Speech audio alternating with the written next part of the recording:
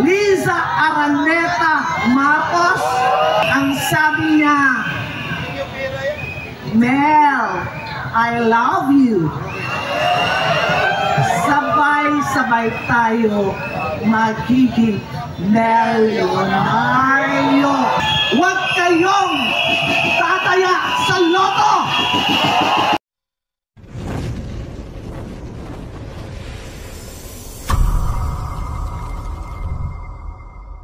Ako po, si Sandra Cam,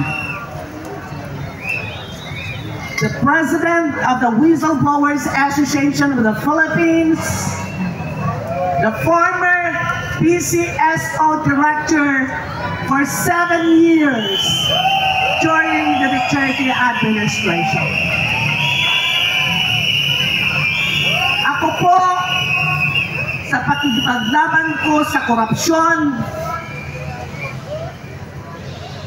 I earned the ire of my co-directors and the Philippine Charity Sweepstakes Office.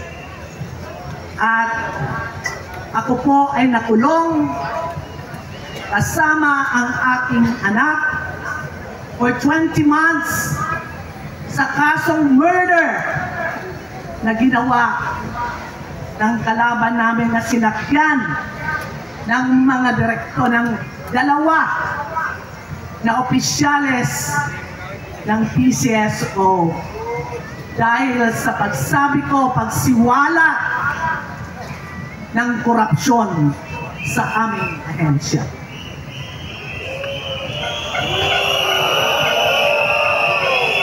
Mga kababayan, hindi ang isang Sandra Cam matakot sa kulungan.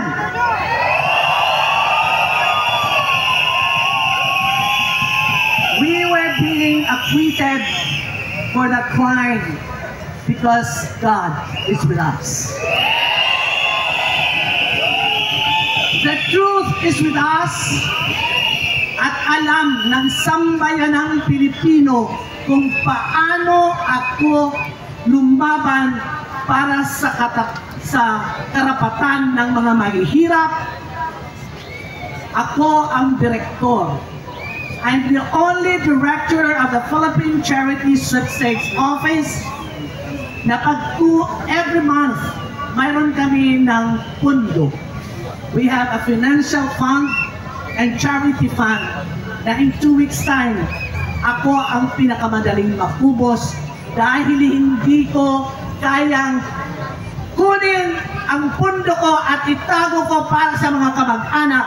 Ibinibigay ko yan sa buong Pilipinas.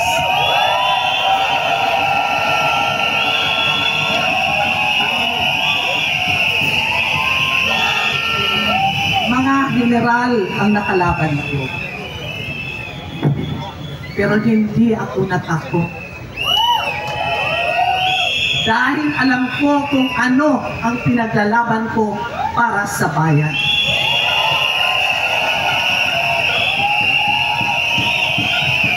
Sa ngayon,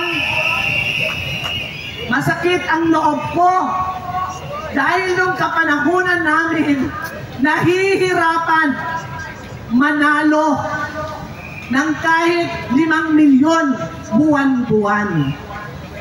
Minsan lang nagkaroon ng almost 1 billion pero inabot yun ng 7 to 10 months bago nakuha ng dalawa.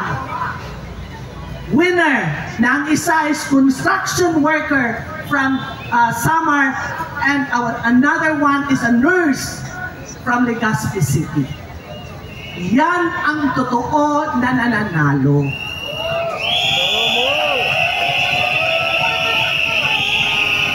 Pero por Diyos y por Santo, itong PCSO ngayon, itong General Manager na si Melquiades Robles,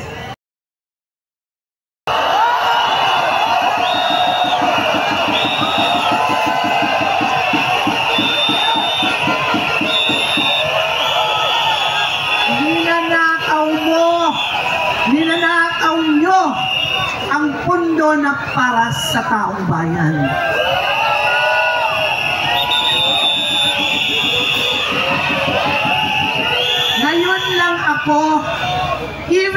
previous administration, walang nananalo ng 600 million, 140 million, 280 million in a month. Walang nangyayari yan. Inaabot kami ng 2 to 3 months for a mere 40 or 20 million. Ngayon, last December, dalawa na malalaking tinamaan, isang almost 400 million at isang 683 million. Saan napapunta? Sino ang tunay na winner? Kayo-kayo. Kayo-kayo. Ang loob ng PCSO ngayon ay puno ng sindikato.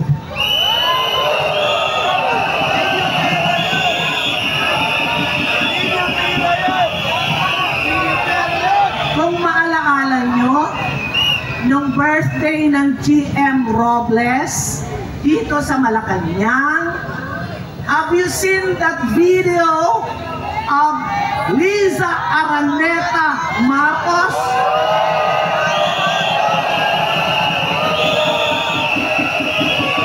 Diba ang sabi niya, Mel, I love you. Sabay-sabay tayo magiging milyonaryo. Kapal ng mukha! Kapal ng mukha! Kapal ng mukha! Kapal ng mukha! Kapal ng mukha! Kapal ng mukha! Kapal ng mukha!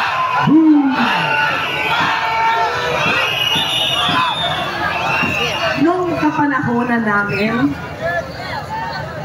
sa aking opisina, pinakababa na ipinibigay ko sa bawat umupunta sa akin ay 10,000. Pinakababa yan. Pero hanggang 100,000, hanggang 200,000, nakakabigay ang direktor niyong Sandra Cam. Dahil pag malaki na ang bill, sinasama ko yan sa board meeting at ako mismo ang nagmamakaawa sa kapwa ko mga direktor na magbigay ng tigsa 30,000 bawat sa funds nila. Maibigay lang namin sa mga taong naghihirap sa hospital.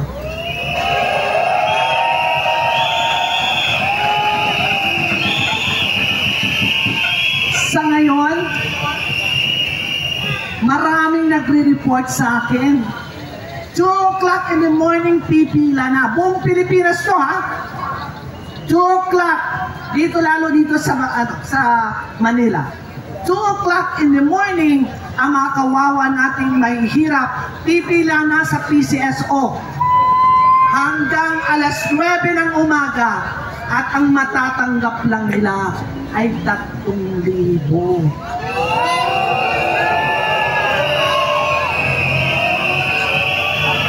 Ang tanong ko sa iyo, Mel Robles, ikaw ang record mo ay talagang kawatan.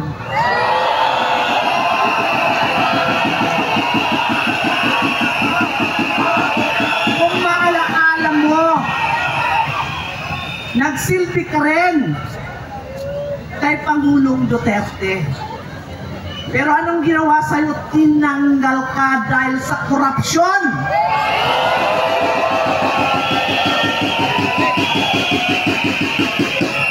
Ngayon, kinuha ka ng gobyernong ito para gumawa ng pera at suluhin nyo, lunukin nyo ng podo-podo ang pera ng mga mahihirap.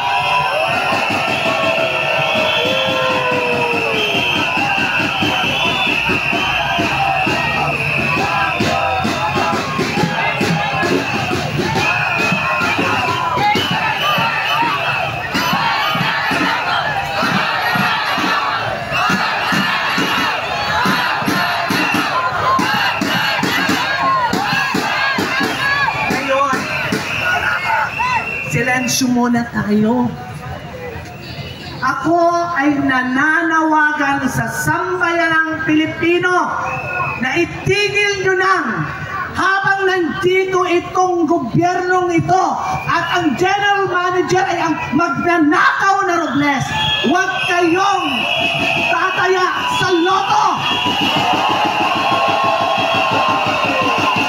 Mga magnanakaw, itagwin!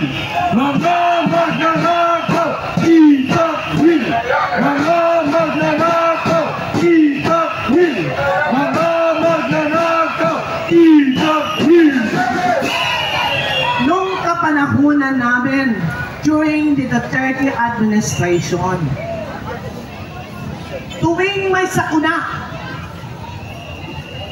Mark, tuwing may sakuna, maglindol, bagyo, o may baha, ang PCS po ay nangunguna sa pagbibigay ng ayuda.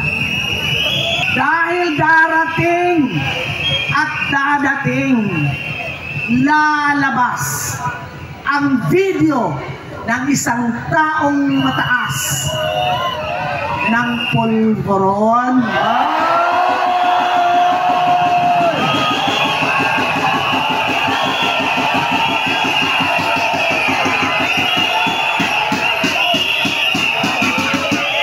Video ng pulburon, ilabas!